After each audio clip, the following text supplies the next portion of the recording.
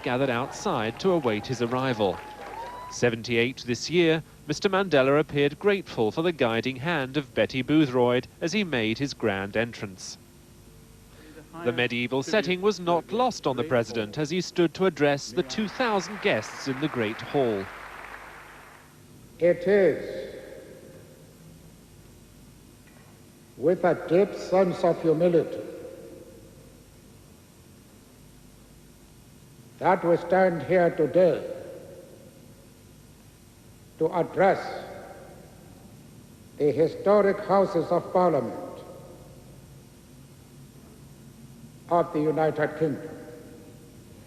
He spoke of closing a circle that started 200 years ago when the first British colonials arrived in South Africa in 1794. And he went on to describe racism as a blight on the human condition with this message.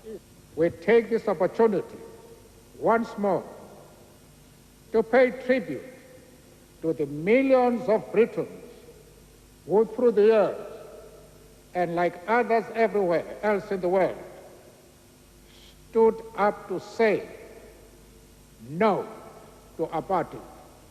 Then he looked to the future. Change has come to our country, too, perhaps at last, but bringing with it joy the promise of a better future and a protracted festival of hope across the globe.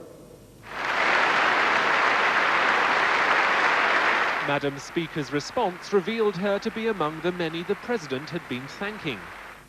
Along with some others of my generation, I stood with Black Sash outside South Africa House in the hope of instilling some sense of shame into those government supporters inside. It is not too much to say that you represent an outstanding victory of the human spirit over evil.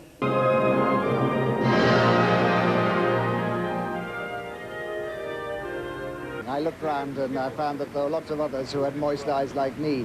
The sight of that frail figure there and all that he's been through and with all that history behind it, I thought it was very emotional. Following a standing ovation inside, Nelson Mandela was met by further cheers outside as he said his goodbyes. Tomorrow he will take part in a visit that could even eclipse today's pomp and ceremony and high emotions when he goes to Brixton to talk to the people. Richard Vagg, Channel 1, Westminster Hall. Well, preparations have been underway for the final stages of Nelson Mandela's historic visit to the capital and that trip to Brixton. Fiona Strang has this report. Welcome to Brixton town, Nelson Mandela, Dela. A song from a market trader in honour of Mr. Mandela's visit to Brixton. Such is the respect that the ANC leader has commanded during his visit. Dela. The spirit of friendship that he has inspired will be felt no more so than here in Brixton. Respect to Mr. Nelson Mandela. Yeah, enough respect and love from Brixton town. Right. Preparations have been underway for the past week. Mr. Mandela will be welcomed at Brixton Recreation Centre before going on a short tour of the market area. The figure for us all, and it's good to see him come in to Brixton. Then it's on to Trafalgar Square, where barriers have been erected to contain the thousands of supporters expected to turn up. For some of the regular traders, though, business will have to be suspended, a sacrifice they are only too happy to make. So what do you think about Mandela's visit? You won't be able to do your sketching? No, but it'll still be nice to come here and, you know, just soak up the atmosphere with him here. It'll be really good to have him here.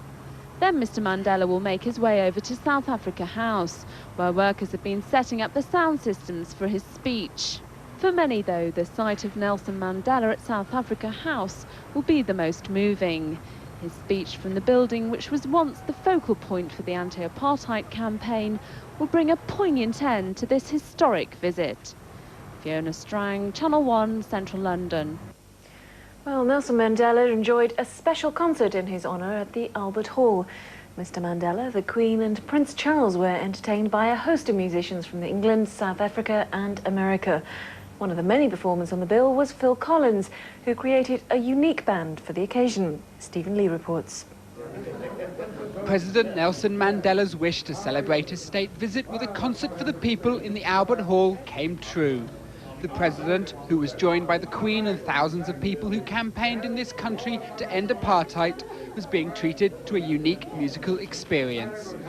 Phil Collins was joined by crooner Tony Bennett and legendary American producer Quincy Jones in an all-star group playing big band versions of Phil Collins' songs.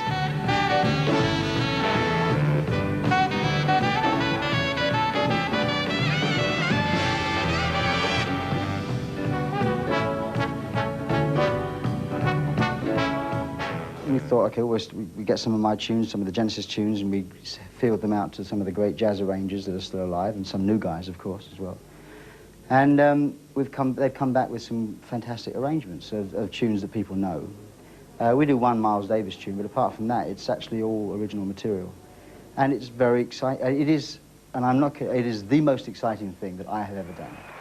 But for the artists involved, it was also a wonderful opportunity to perform before President Mandela. He and Gandhi are the two greatest men that ever lived. To sing for Mandela is, I'm so emotionally moved by tonight. I'm thrilled with it. The dignitaries were also entertained by traditional South African singers.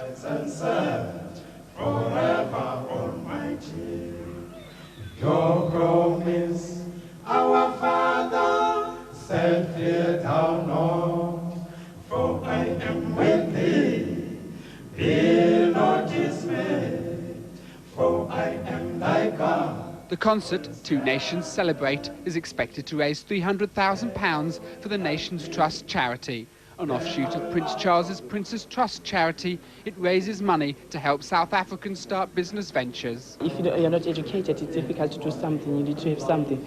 So for the Nations Trust, I think it's a really, really something important and something really of vital importance to the young generations in South Africa to give them these loans and start their own business.